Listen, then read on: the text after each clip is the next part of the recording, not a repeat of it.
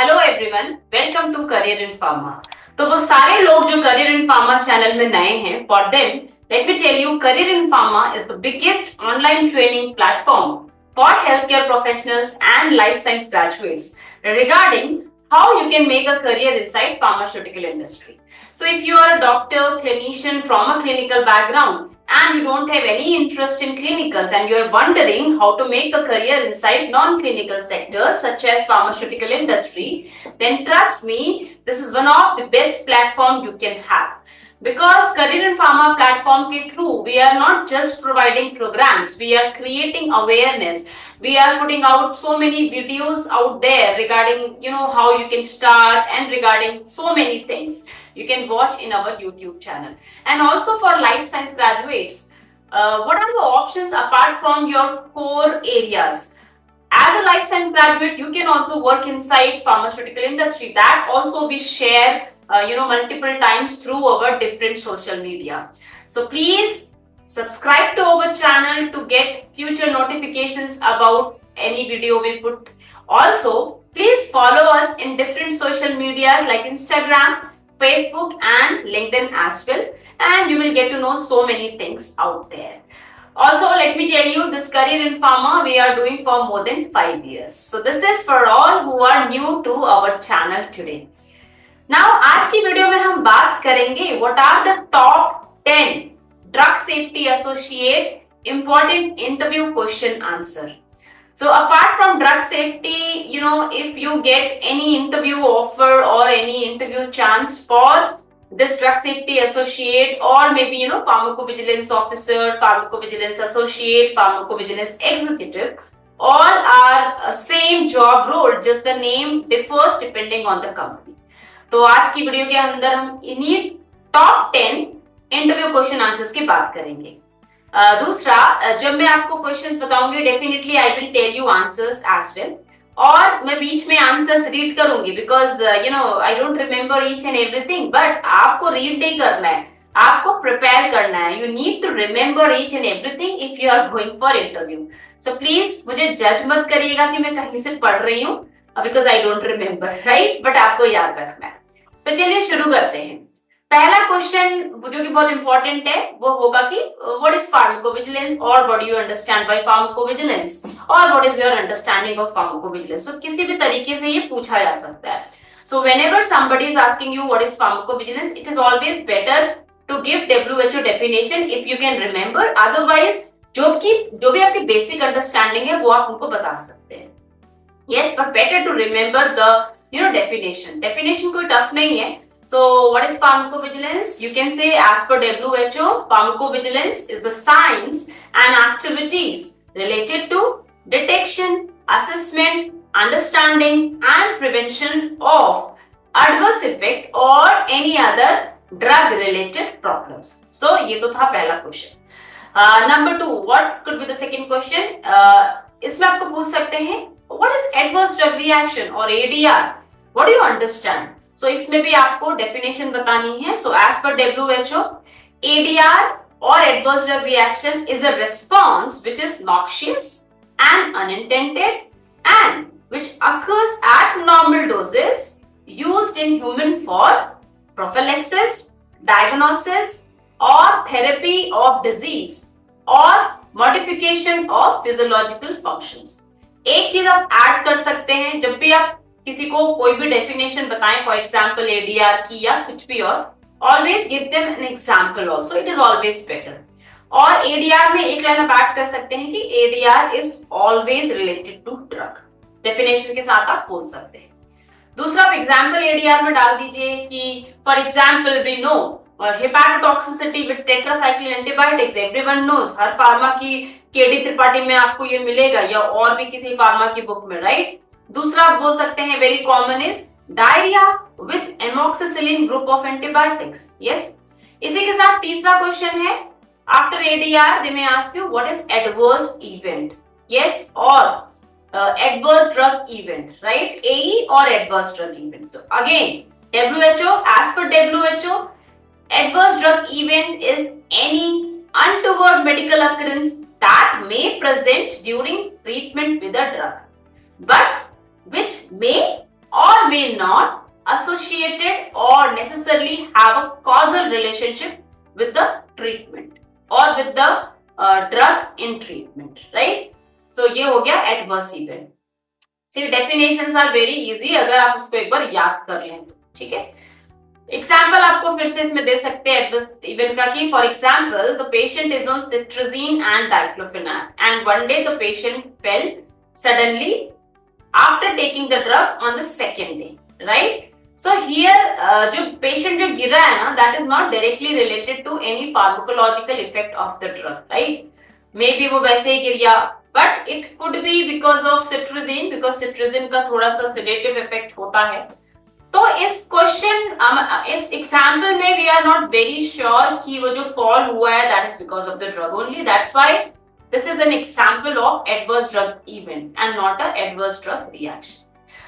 Number fourth question again आपका ये होगा कि okay, what is the difference between adverse event and adverse drug reaction? So very simple.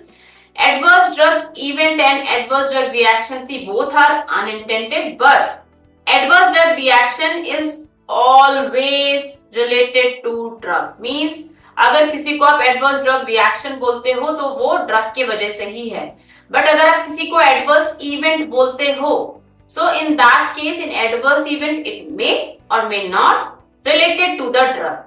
Okay, so in this case we need to do analysis. After that only we can give some conclusion. So that is the difference between adverse drug event and adverse drug reaction. Number 5 is, okay, what is serious adverse event? SAE. So any adverse event which follow these criteria falls under the category of serious adverse event. तो चलिए समझते हैं क्या है वो 5 criteria. सबसे पहली बात, अगर किसी एडवर्स इवेंट से डेथ हो रही है तो वो सीरियस एडवर्स इवेंट. सी, हम डिसाइड करेंगे कि रियली वो सीरियस एडवर्स इवेंट है एंड रियली वो बिकॉज ऑफ ड्रग हुआ है after complete analysis. But yes, अगर किसी एडवर्स इवेंट के बाद डेथ होता है तो वो सीरियस एडवर्स इवेंट होता है. अगर कोई एडवर्स इवेंट में lead to life threatening conditions, okay, means जिसकी वजह से that patient is at risk, so that is also a serious adverse event. Third is, let's say any adverse event requires hospitalization, means patient को admit होना पड़ रहा है, 24 घंटे से ज्यादा हॉस्पिटल में रहना पड़ रहा है, या जो एक्सिस्टिंग हॉस्पिटलाइजेशन है वो प्रोलॉन्ग हो गया है, तो इस केस में भी वो adverse event serious adverse event होगा. नंबर 4, अगर किसी एडवर्स इवेंट के वजह से कोई भी सिग्निफिकेंट डिसेबिलिटी हो जाती है या कोई भी बर्थ डिफेक्ट होता है, जैसे कि बहुत सारी ड्रग टेराटोजेनिक होती है, राइट? तो अगर कोई बर्थ डिफेक्ट हो गया तो वो adverse event serious adverse event होगा. या सिग्निफिकेंट डिसेबिलिटी हो गई, for example let's say patient को कोई भी मेडिसिन लेने के बाद स्ट्रोक आ गया, तो स्ट्रोक तो अपने आप में एक लाइफ थ्रेटनिंग कंडीशन है, बट उसके वजह से अगर उस स्ट्रोक की वजह से अगर उसको पैरालिसिस भी हो जाती है, जिसके वजह से एक डिसेबिलिटी आ जाती है पेशेंट में, तो अगेन वो भी एक सीरियस एडवर्स इवेंट ही होगा. और लास्ट क्राइटेरिया है कि कोई भी condition if requires medical intervention to prevent the above outcome, means to prevent death, to prevent disability, to prevent teratogenic effect, to prevent hospitalization, to prevent any life threatening condition, उस case में भी वो adverse event serious adverse event कहलाएगा. Yes, so result in death is a life threatening condition, requires hospitalization or prolongation of existing hospitalization, or causes any significant disability or any birth defect or any medical intervention which we are giving to prevent the above outcomes. So इस case में वो adverse event serious adverse event होगा. और वैसे भी serious adverse event को conclude करने के लिए there are many data you have to go through. So number 6 question is, what is challenge, de-challenge and re-challenge in pharmacovigilance? जो challenge means जब हम किसी को medicine देते हैं, treatment देते हैं, that is challenge. So for example, let's say one patient started today on ampicillin orally, so that is challenge. De-challenge क्या होता है? De-challenge means withdraw कर लेना drug, so that is de-challenge. आप इसी example में बोलूंगी, for example हमने पेशेंट को चैलेंज किया, एम्पिसिलिन दिया, लेकिन after 2 days of giving ampicillin let's say patient को रैश हो गया और जिसकी वजह से हमने एम्पिसिलिन स्टॉप कर दी. तो जो हम एम्पिसिलिन विड्रॉ कर रहे हैं, स्टॉप कर रहे हैं, उसको हम डी चैलेंज बोलते हैं। और तीसरा एक टर्म है वो है री चैलेंज। सो री चैलेंज होता है टू रीस्टार्ट और री इंट्रोड्यूस द सेम ड्रग। तो इसी केस में अगर मैं बोलूं कि हमने एम्पिसिलिन पहले दिया, दैट वाज चैलेंज, फिर रैश आया, हमने बंद कर दिया, तो वो डी चैलेंज था। लेकिन रैश चला गया तो और पेशेंट को मेडिसिन की जरूरत है तो हम उसको फिर से एम्पिसिलिन दे रहे हैं, या तो पेशेंट को मेडिसिन की जरूरत है या तो हम चेक करना चाह रहे हैं कि वो रैश वाकई एम्पिसिलिन की वजह से हुआ, तो ये जो हम दोबारा सेम मेडिसिन देंगे उसको हम बोलेंगे री चैलेंज। ठीक है, तो चैलेंज, डी चैलेंज, री चैलेंज, ये तीन चीज आपको याद रखना।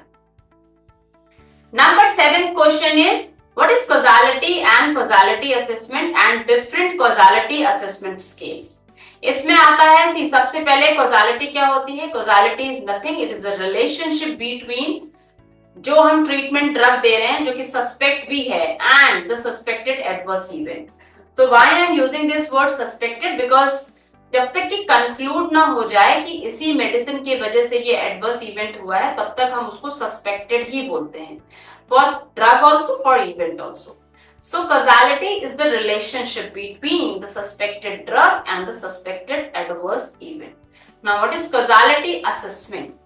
Causality assessment is the relationship between the suspected drug and the suspected event. Right? क्या रिलेशनशिप है, मतलब वो एडवर्स इवेंट उस सस्पेक्टेड ड्रग से ही हुआ है या नहीं हुआ है। So whatever the relationship, that is causality assessment. And let me tell you, causality assessment is the backbone of entire pharmacovigilance. Yes, so this is what is causality, causality assessment. और अब आते हैं different causality assessment scales. See, there are so many causality assessment scales available, तो आपको सब याद करने की जरूरत नहीं है। If you just talk about two also, like Narenjo ADR probability scale and other is WHO causality assessment scale, तो वो काफी होगा। ठीक है, अभी नेक्स्ट क्वेश्चन है 8th question is very important, what is case validity. इसको ऐसे भी पूछा जा सकता है कि what is the minimum criteria for a report to be valid और for a case to be valid inside pharmacovigilance. So ये 4 क्राइटेरिया हैं जिसके वजह से हम बोल सकते हैं किसी भी केस को, okay this is a valid case और this is a case which can be reported. Okay, so वो क्या है? सबसे पहले हर एक रिपोर्ट में एक आइडेंटिफाइबल रिपोर्टर होना चाहिए, मींस जिसने वो केस रिपोर्ट किया है उसको हम आइडेंटिफाई कर पाए। उसके बाद उसमें आइडेंटिफाइबल पेशेंट होना चाहिए, मींस उस रिपोर्ट से हम देख सके कि हाँ पेशेंट का डेमोग्राफिक्स क्या है, उसकी एज क्या है, उसका जेंडर क्या है, राइट। तीसरा है there should be an identifiable suspect drug, means जो भी आपको रिपोर्ट मिलती है उसमें कोई प्रोडक्ट होना चाहिए जिसके वजह से वो एडवर्स इवेंट हो रहे हैं। और चौथा क्राइटेरिया है there should be an identifiable suspect event.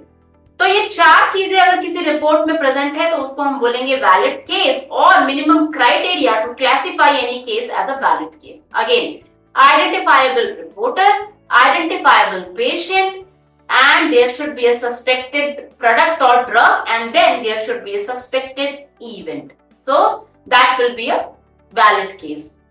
Let's say अगर कुछ भी मिसिंग है तो फॉलो अप इंफॉर्मेशन मांगते हैं, और जो फॉलो अप इंफॉर्मेशन मिल जाती है पूरा केस वैलिड हो जाता है, तभी हम उसको रेगुलेटरी अथॉरिटी को रिपोर्ट करते हैं। तो कभी भी हम नॉन वैलिड केस को रिपोर्ट नहीं करते, हमेशा the case should be a valid case so that we can report it to regulatory authority.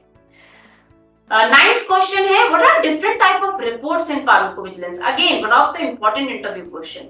सो इसमें आप एक तो ब्रॉडर उसमें बोल सकते हैं solicited report, unsolicited report, literature report, aggregate report, और फिर आप सबके एग्जांपल दे सकते हैं। जैसे सॉलिसिटेड में कोई भी ऑब्जर्वेशनल स्टडी हो गई, क्लिनिकल ट्रायल्स हो गए, मींस एक स्ट्रक्चर्ड स्टडी, ऐसी रिपोर्ट जो एक स्ट्रक्चर्ड प्रोग्राम के थ्रू आ रही, that is solicited, that is formal. So clinical trials हो गई, ऑब्जर्वेशनल स्टडी हो गई, may be any small study in any clinic, सारा आपका सॉलिसिटेड में आएगा। अनसॉलिसिटेड क्या होती है? जो कि रैंडमली आ रही है हमारे पास, मे बी सोशल मीडिया से, इंटरनेट से, मे बी स्पॉन्टेनियस रिपोर्ट जो पेशेंट रैंडमली रिपोर्ट कर दे रहा है, जिसको हमने मांगा नहीं है और जो किसी ऑर्गेनाइज्ड डेटा कलेक्शन के थ्रू नहीं आ रही है, that will be unsolicited, means anything which is informal, right. फिर आती है भाई लिटरेचर रिपोर्ट। इतने सारे लिटरेचर पब्लिश होते हैं, उसमें भी बहुत सारे हमारा सस्पेक्ट प्रोडक्ट कई बार होता है, हमारा सस्पेक्टेड ड्रग होता है, तो जो भी रिपोर्ट हमें लिटरेचर के थ्रू मिलती है वो लिटरेचर्स में जाती है। फिर आता है aggregate. So aggregate is nothing, it is compilation of all individual case safety report, तो दैट इज एग्रीगेट, जिसमें आपको पीएसयूआर, डीएसयूआर, फेब्रोर्स, ये सारी चीजें आती है। तो I have already a video on aggregate report, आप उसको फर्दर डिटेल में देख सकते हैं। Now the last 10th question and which is very very very very important is MedDRA. तो मेट्रा के बारे में तो आपको सब पता होना चाहिए कि मेट्रा क्या है, उसका फुल फॉर्म क्या है, मेट्रा की हायरार्की क्या होती है, what all things we code with the help of MedDRA, how frequently MedDRA gets updated and what is the current version of MedDRA. So please make sure जब भी आप इंटरव्यू देने जाएं उस डेट पे आप करंट वर्जन ऑफ मेट्रा जरूर देख लें।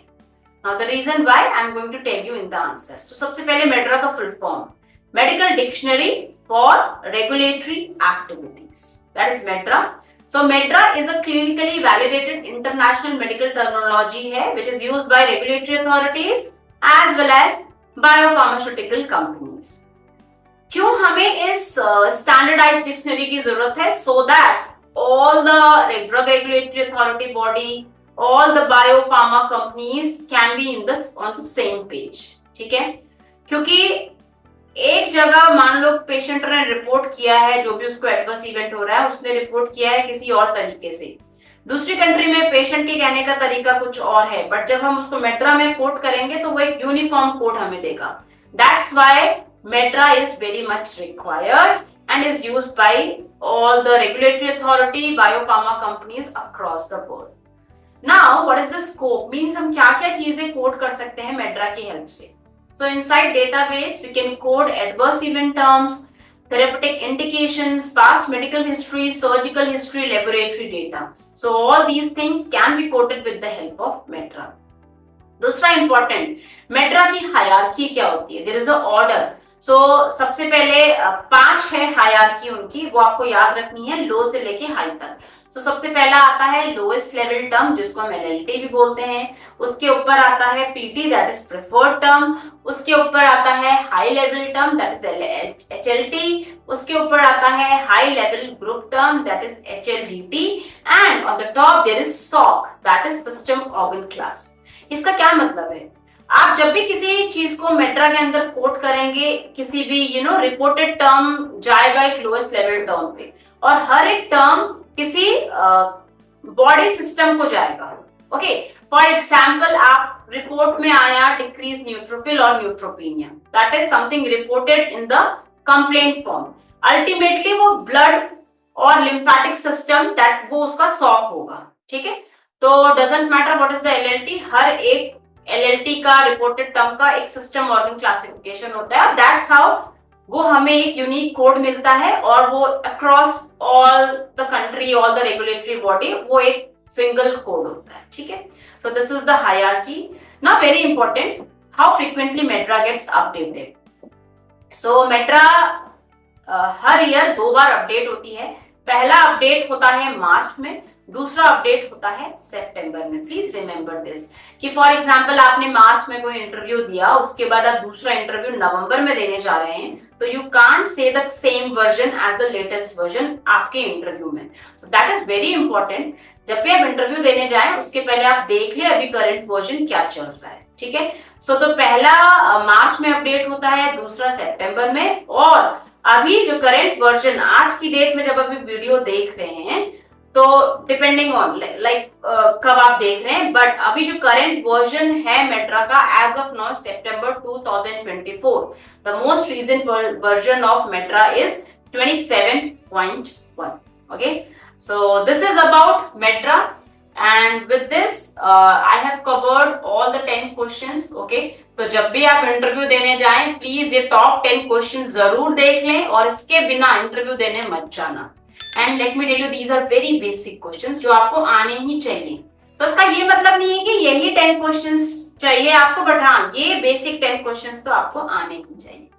So that's all about this video. I hope ये आपको हेल्प करेगा आपके इंटरव्यू क्लियर करने में। और अगर आपके हिसाब से कोई और क्वेश्चन भी है that should be added into the important list, then please comment below and I would love to read all and I would love to reply all. Thank you। फिर मिलेंगे किसी दूसरी नई वीडियो के साथ।